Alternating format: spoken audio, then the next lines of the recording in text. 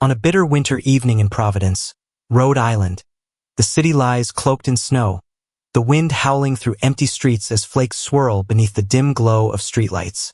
At a lonely bus stop, Eliza Thomas huddles against the cold. Her thin sweater no match for the biting frost, her breath a shivering cloud in the air. She's a woman on the edge, penniless, weary, waiting for a bus that feels like her last tether to survival. Then comes James Carroll, an ordinary man trudging home from a long day, his eyes catching the tremble in her frame. With no fanfare, he shrugs off his jacket and drapes it over her shoulders.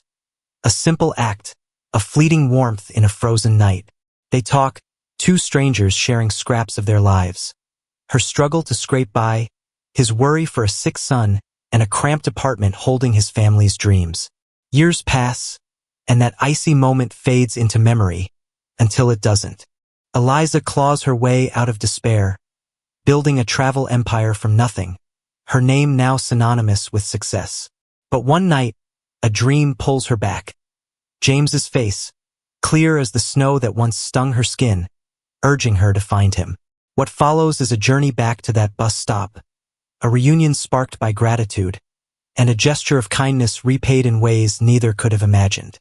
This is a story of a coat that warmed more than a body, of lives intertwined by chance, and of a woman whose rise lifts not just herself, but the man who once lifted her.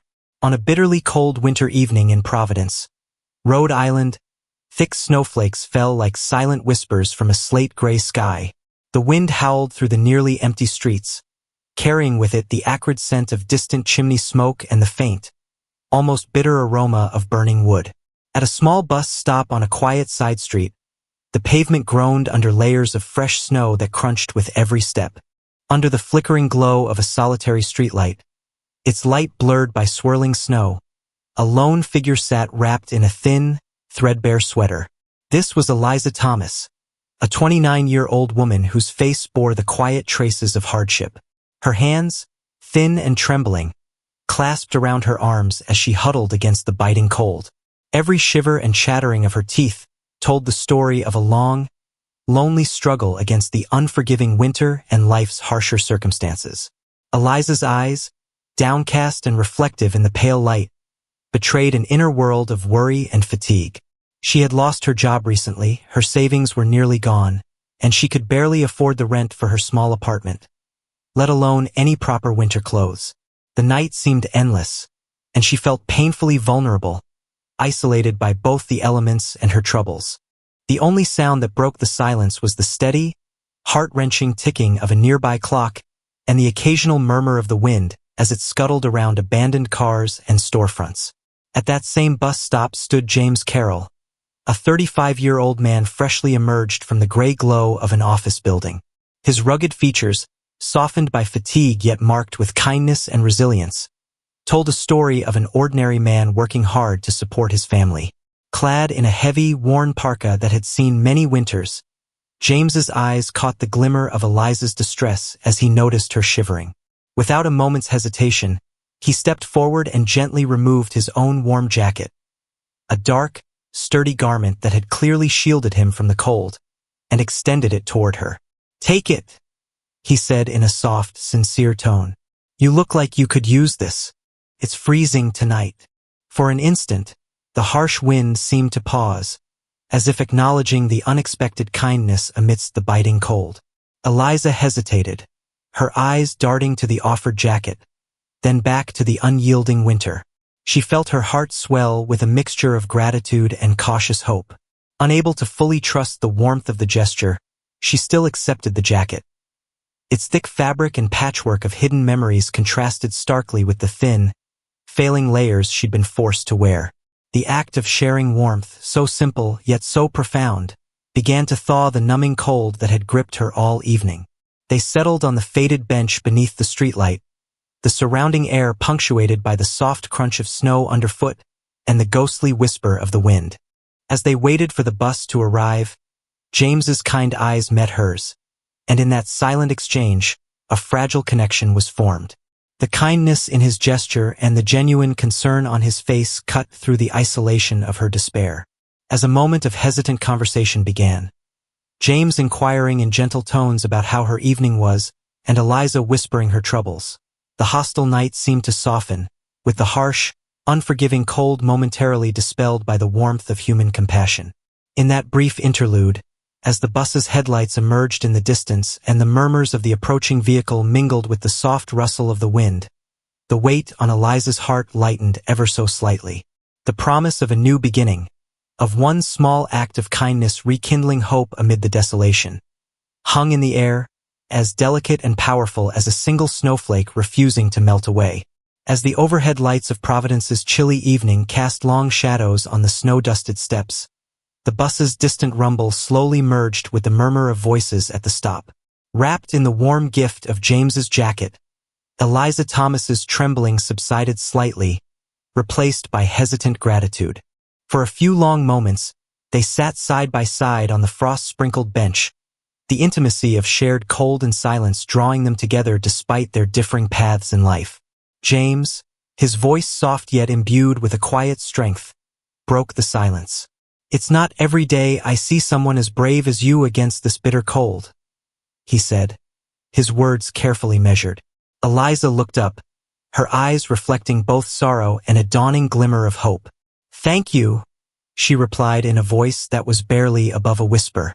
"I didn't have the means tonight. I lost my job recently, and even a simple jacket seems like a luxury." Her admission hung in the air like a fragile confession, overlapping with the muted sounds of passing cars and the crunch of snow underfoot. James nodded sympathetically and shared a piece of his own burdens. "I understand more than you might think," he said gently. "I live in a modest apartment, barely enough to cover the bills, and I travel from an office job every day just to make ends meet for my family. My wife, Sarah, and our 2 boys, Ethan, who's 7, and little Lucas, who's 4, depend on me. Life hasn't always been easy, but we try to stick together." His eyes softened as he recalled his family with a quiet pride. "Even though I'm coming off a long day at work, I always try to lend a hand when I can. Tonight, I couldn't help it when I saw you shivering out here." Eliza's gaze dropped to the worn, patched fabric of her sweater. "I once had dreams," she murmured, a wistful edge in her tone. "I used to hope to climb the ladder at my job, to create a little more security for myself, but when everything fell apart, it felt like I was trapped in a cold winter that would never end." Her eyes glistened with unshed tears, and she shook her head as if desperate to dispel the darkness of her thoughts. The bus's lights winked in the distance, growing closer with every passing second, a reminder that time was slipping away. James leaned in closer, lowering his voice so only she could hear. "I'm sure it feels that way now, but sometimes the coldest nights bring the brightest dawns," he said, his words gentle yet purposeful. There was something reassuring in the way he spoke, a sense of agency despite his hardships that, even in this forsaken moment, sparkled as a promise of better things to come. "I believe that even small acts of kindness can change the course of someone's life," he added, his eyes locking with hers in a silent vow. The sound of the bus's brakes squealing on the icy pavement punctuated their conversation. Bright headlights swept over the group as the bus pulled up at the stop, its arrival signaling the inevitable end of their shared moment. The warmth of the bus's interior beckoned, promising shelter from the harsh cold, but it also meant that their unexpected meeting was nearing its close. Reluctantly, James rose from the bench. "Looks like it's time for me to catch my bus," he said softly, glancing at the approaching vehicle. Eliza's face fell, and for a moment, the smile that had tentatively played on her lips wavered under the weight of impending separation. I suppose so," she replied, her voice heavy with unspoken emotion. They paused at the bench, their eyes lingering on one another, as if trying to capture the fleeting warmth of connection amid the unforgiving winter night. "Thank you for the jacket," Eliza managed, her tone choked with gratitude and melancholy. "I won't forget your kindness." James offered her a gentle smile, the kind that spoke of understanding and hope. "Sometimes, even the smallest gestures can mean a lot," he said, his voice soft but confident. "I hope you find your way out of this cold spell, Eliza." As the bus doors slid open and a few other passengers began to board, the distance between them reluctantly widened. James shifted his weight and stepped toward the bus, glancing back one last time. In that quiet moment, the simple act of giving warmth had turned into an unspoken promise. A promise that someday, in the labyrinth of life's uncertainties, their paths might cross again under kinder circumstances. With a final nod, James climbed aboard his bus, and as the vehicle pulled away, Eliza remained seated on the bench, clutching the jacket close to her body. The bus's departing headlights faded into the swirling flurry of snow, leaving her alone once again with the chill, both outside and in the recesses of her heart. Yet, in that lonely silence, something had shifted. The memory of a stranger's kindness now sparkled like a small flame amid the winter dark, sowing the seed of hope that change might one day thaw even the coldest of nights. The next morning, as the first light of dawn filtered through large, smudged classroom windows at Sunrise Elementary in Orlando, a hushed anticipation filled the air. The clock on the wall ticked steadily as students settled into their desks, still piecing together the events of the previous day. Just as Mrs. Gerst was preparing to resume the lesson, the classroom door opened with a quiet but determined creak. All eyes turned toward the threshold as Dr. David Morgan, in full NASA regalia, strode in with unhurried resolve. His NASA jacket, freshly pressed with every crease crisp and immaculate, bore a glistening badge proudly displaying the insignia.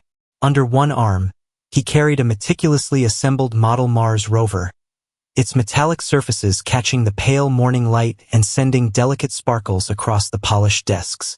In his other hand, he held a small portfolio that he clasped tightly, as if it contained the key to rewriting yesterday's painful memory.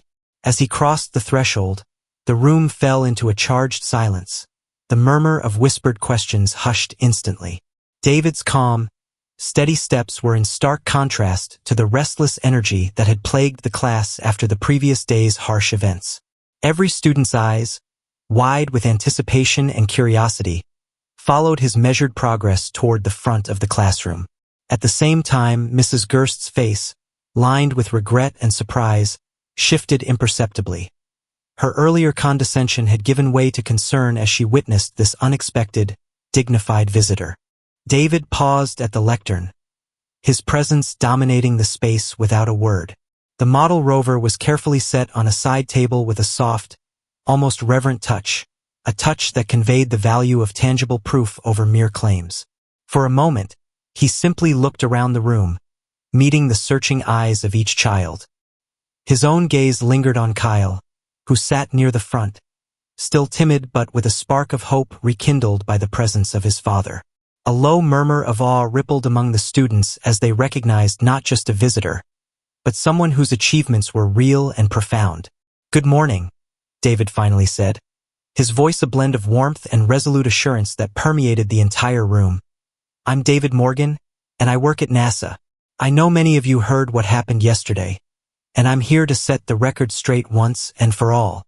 His tone was measured and confident, calmly refuting the humiliation that had marked the previous day. As he spoke, his eyes briefly met those of Mrs. Gerst, whose expression faltered with a mix of shock and guilt. It was clear that his unexpected arrival was not just about proving a point. It was about restoring dignity for his boy and teaching an invaluable lesson about respect and hard work. The classroom, normally a stage for routine arithmetic and spelling drills, was now transformed into an impromptu auditorium of inspiration. The hum of fluorescent lights, the faint aroma of chalk and paper, and the muted creak of wooden desks all contributed to an atmosphere that buzzed with anticipation. Some students shifted in their seats, their eyes fixed on David, hanging on every word like a lifeline. Even the air itself seemed charged with the possibility of change.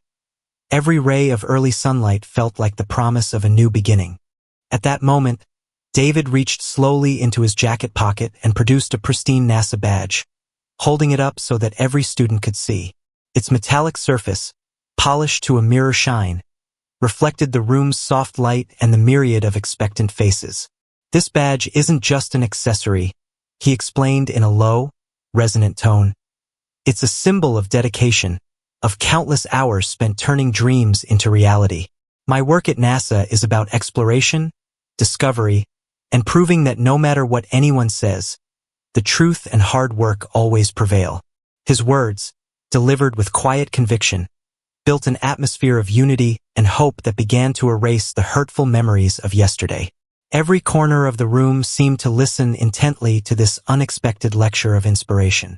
Whispers gave way to a heavy silence brimming with respect, and even Mrs. Gerst's posture softened as she absorbed the sincerity in David's words. The model Mars rover sat stoically on the table, a testament to the tangible achievements that accompanied his proud story, but for now, it remained silent, its moment yet to come. The evidence of his work, the recognition of his passion, and the promise of transformation hung in the crisp air of the classroom as David's calm declaration began to reshape the narrative of the past few days. As the final seconds before he intended to display further proof ticked by, the room became a collective witness to a turning point. The simple presence of a genuine and accomplished NASA engineer was rewriting the story that had once brought ridicule and pain. In that charged silence, with every heartbeat echoing the promise of a better future, the class awaited the next step in David's journey to vindicate his son's truth, and, with it, to reclaim the honor that had been so grievously undermined. With the room still hushed from the unexpected revelation of his authority, David Morgan walked slowly to the front of the classroom and retrieved his smartphone once more. He connected the device to the old projector, and the soft click of the connection was soon followed by a cascade of high-resolution images that illuminated the white wall at the front of the room. The first image was a dazzling photograph taken at the Kennedy Space Center. A massive rocket, its body gleaming under the early morning sun, stood poised on the launch pad, surrounded by a flurry of activity from focused engineers. The vivid picture, set against a backdrop of a pristine blue sky streaked with clouds, immediately drew gasps from the students. As the next image appeared, David narrated in a calm voice, "These are the moments when our team, with passion and perseverance, turned dreams into reality. Every launch, every countdown is a testament to hard work and the daring spirit of exploration." The wall filled with more photos, candid shots of his colleagues working side by side, detailed close-ups of complex machinery, and wide-angled views of the sprawling launch facilities. The display was not only a visual journey through the marvels of space exploration, but also a chronicle of the unwavering dedication behind every achievement. Then, David pressed play on a short video clip. The room darkened slightly, and the video's opening countdown filled the speakers with a steady, rhythmic beat that resonated like a heartbeat. As the numbers reached 0, the screen burst into life with the dramatic roar of engines. The video captured a real rocket launch in all its raw intensity. Billowing flames, clouds of smoke dancing against the sky, and the thunderous surge of power as the rocket ascended. The dramatic crescendo of sound and light exuded the vibrant energy of discovery and scientific triumph, leaving the children staring in awe. Every now and then, the soft echo of the classroom's fluorescent lights and the faint smell of chalk mingled with the rich aroma of the projector's warm light, creating an atmosphere that was both academic and almost magical. The transformation in the room was palpable. Where ridicule had once been the currency, now genuine wonder and respect were earning their place. Several students leaned forward in their seats, eyes wide with curiosity and admiration, while hushed whispers of wow and incredible rippled softly among them. David's own voice was steady as he explained each photograph and moment captured in the video. "I work at NASA, and every day we push the limits of what is possible," he stated, his tone both matter-of-fact and inspiring. "What you see here is not a fantasy. It's the product of decades of teamwork, innovation, and dedication. I want you to know that dreams are built on hard work, and no matter how others might try to belittle you, never let anyone strip away your belief in yourself." At that moment, even Mrs. Gerst, who had been hunched over her notes with a mixture of disbelief and regret, could no longer hide. Her eyes, once cold and dismissive, softened as she absorbed the undeniable proof of David's work. With a downcast expression and a trembling voice, she stepped forward and said quietly, "Kyle, I'm truly sorry for my words yesterday. I should have recognized your pride for what it is, a sign of courage and hope." Her apology, though tentative, was enough to stir a quiet ripple of compassion throughout the room. David paused, glancing around the classroom to gauge the impact of his evidence. The vibrant images on the screen and the impassioned sincerity in his tone had silenced the earlier whispers that had tainted Kyle's experience. His eyes met those of Kyle, who sat at the front with a mix of lingering hurt slowly giving way to a burgeoning sense of validation and pride. In that shared look, the atmosphere in the classroom shifted dramatically from skepticism to belief, as if the very walls had absorbed the magic of possibility. For a long, suspended moment, the only sound was the soft hum of the projector and the collective, hopeful silence of the young listeners. David's presence had not only recast the narrative of yesterday's mockery, but had begun to rebuild the shattered confidence of a boy whose simple truth had been ridiculed. The evidence, photos, video, and his glowing NASA badge stood as a testament to the transformative power of authenticity and hard work. As the images slowly faded into darkness, leaving behind only the residual notes of the rocket's roar and David's parting words, the class sat with wide eyes and thoughtful expressions. In that charged moment of clarity, it was clear that the seeds of change had been sown in that ordinary classroom. The power of genuine success had spoken, and even the wisps of cold ridicule had begun to melt away in the warm glow of newfound hope. Later that day, after the stirring display of evidence and heartfelt apologies, David Morgan transformed the classroom into a live lecture on space exploration. The atmosphere, already charged with renewed hope from his earlier presentation, now pulsed with vibrant energy as he announced he would share more about the wonders of NASA. Standing confidently before the eager young faces, David began his improvised lesson, his voice resonating with a blend of passion and genuine warmth. Space is not just a vast darkness, but a realm of endless possibility and discovery, he declared, his words echoing against the classroom's whitewashed walls and mingling with the distant hum of overhead fluorescent lights. Using the Model Mars rover as a focal point, David moved deliberately from one side of the whiteboard to the other, illustrating how rockets work and describing the challenges engineers face in launching them safely into orbit. Detailed diagrams and hand-drawn sketches of trajectories and celestial bodies materialized on the board, accompanied by vivid explanations of gravitational forces and energy conversion. Every detail, down to the precise angle of a launch, served to debunk the notion that his work was mere fantasy. Each launch is a symphony of science, David explained, his eyes alight with enthusiasm as he recounted stories of early test flights, the triumph after countless failures, and moments when perseverance lit up the darkest hours. The students listened, rapt, their earlier derision replaced by wonder. In a hushed burst of questions, one inquisitive child raised his hand and asked, "How do you make sure a rocket reaches space without falling back to Earth?" David smiled broadly before replying, "Great question. It's all about overcoming gravity and designing engines that provide just the right amount of force. Think of it as balancing on a tightrope. You need focus, precision, and a lot of teamwork." The room filled with murmurs of excitement, and another student piped up, "Sir, does that mean even if something seems impossible, we can always try harder?" David nodded. "Exactly. Every challenge is a chance to learn something new and push beyond what you thought was possible." Throughout his lecture, David not only shared technical details and empowering stories, but also infused the discussion with ethical messages about perseverance and respect, urging the children to believe in their worth, regardless of what others might say. His words, measured yet inspiring, resonated deeply with Kyle, who now sat with his head held high, his earlier pain transformed into pride.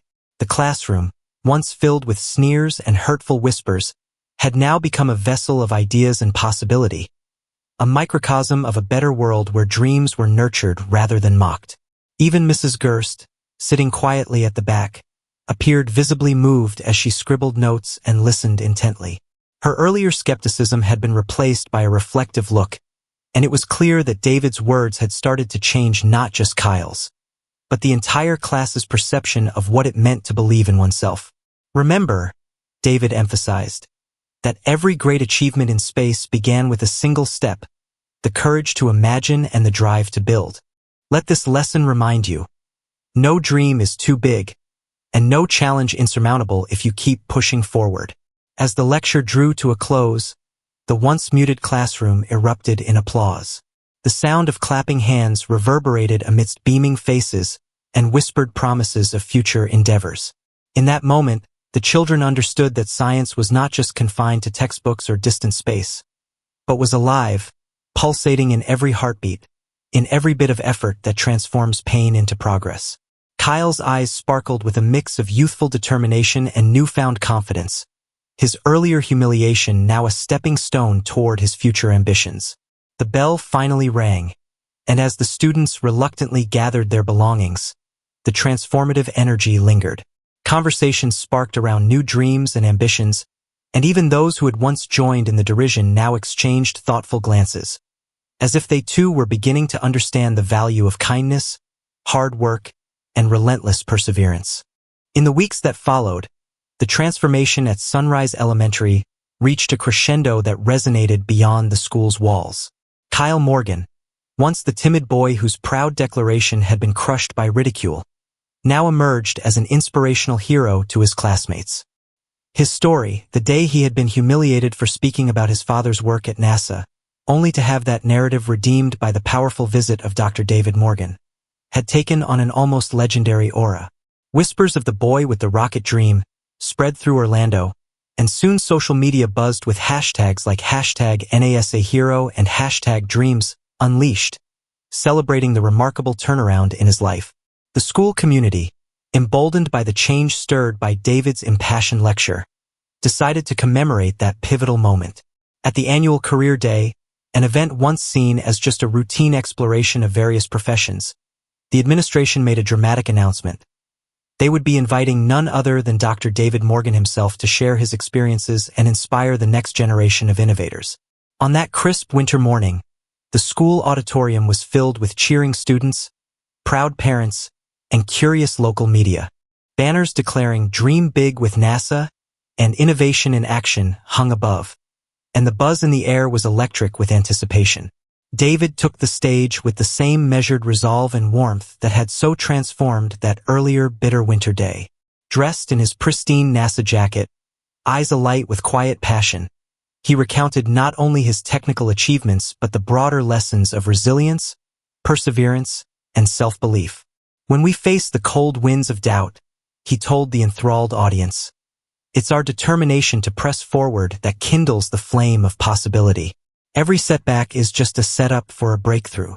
His story of how his work at NASA had lifted him, and how this same spirit had rekindled his son's pride, captivated the audience. Children bombarded him with questions about rockets and space travel, while teachers and parents alike nodded in approval. For many, his words were a beacon of hope that no challenge, however forbidding, could crush the power of belief. Meanwhile, as David's lecture soared through the auditorium, Kyle sat at the front, his eyes shining with pride and a newfound sense of self-worth. No longer the quiet victim of ridicule, he was now a living testament to transformation. His classmates, who had once joined in the jeers, now looked at him with admiration, and even a few approached him afterward, timidly complimenting him and asking about his dreams. The painful echoes of his past humiliation had faded into the background, replaced by a promise of brighter futures fueled by courage and perseverance. Outside the school, the impact rippled through the city of Orlando. Local news outlets heralded the story as an emblem of change, capturing the inspiring journey from hardship to hope.